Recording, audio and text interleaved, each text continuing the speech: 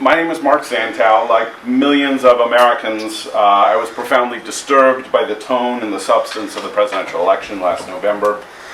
My kids are 11 and 14, and this was the first time they really followed politics closely.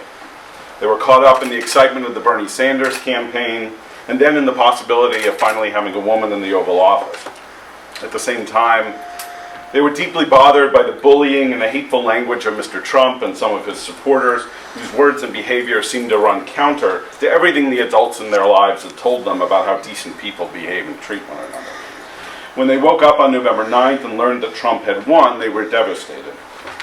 My son was worried about the safety of some of his classmates and their families, many of whom are immigrants or the children of immigrants. Should we be scared? He asked me on the drive to school that morning. That depends upon what you mean by we, I responded. And that really is the question of our time, I think. I'd like my children to see, and your children to see, that politics and public service are for good, honest people with the best of intentions, and that such people have a duty to participate. And I've been honored to participate with the people that you see up here. I think this has been an incredibly uplifting experience for all of us.